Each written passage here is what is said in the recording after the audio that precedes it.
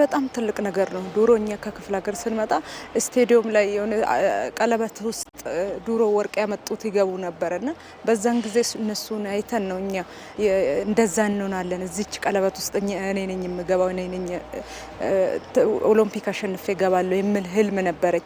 ዛሬ ደግሞ እንደዚህ ሐውልት ተሰርቶ ታዳጊዎች ሲያዩ ያው ጥሩ መነሳሻ ይመስለኛል። እኔ ውስጤ በጣም ደስ ብሎኛል። ይሄ ሐውልት እኔ ሮጥኩት ይሄ ሩጫ ከዛሬ 20 ምናምን አመት ነው። እስከ ዛሬ ድረስ ግን እንደዚህ አይነት እንትን አላየንም። አሁን ይሄ ለኛም ሞራል ነው፣ ለሚቀጥለው ለሚመጣው ትውልድም ትምህርት ነው። ያው ከዚህ ትምህርት ወስዶ እንደዚህ እነሱ ብዙ ኢትዮጵያኖች አትሌቶች ይመጣሉ ብዬ አስባለሁ። ትልቅ ሞራል ነው። ጂሙ ከፈለጉ ጂሙ አለ፣ ትራኩ አለ፣ አስፋልቱ አለ። ምንም ሌላ ቦታ እንኳን መሄድ አያስፈልግም።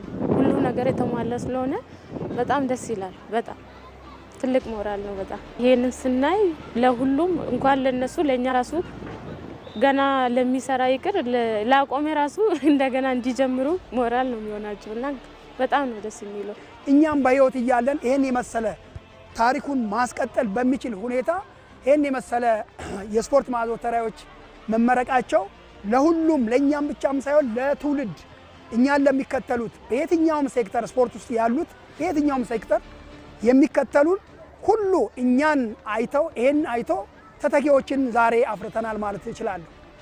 ትውልድን በጣም ያነሳሳል። የበለጠ እንድንሰራ የበለጠ ሌላ ሰዎች ይሄን አይተው እንዲነሳሱ ያደርጋቸዋል። ስለዚህ ትልቅ ተስፋ ነው ለትውልድ፣ ትልቅ ነገር ነው ያስቀመጡት። ሰው ካለፈ በኋላ ወይም ከሞተ በኋላ ነው።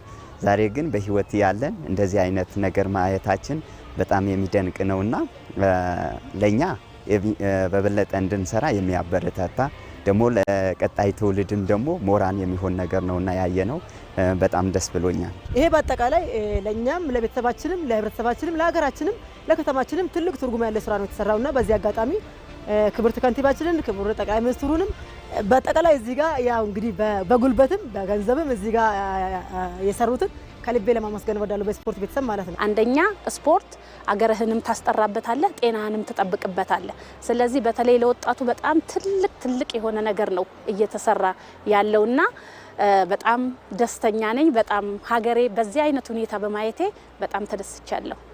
እዚህ ጋር የተሰራው ነገር በጣም የሚያስደስት በጣም የሚያስመሰግን ለተተኪ አትሌቶችም በፊት ለነበሩት አትሌቶችም በጣም ታሪካዊ የሆነ ስራ ነው የተሰራው።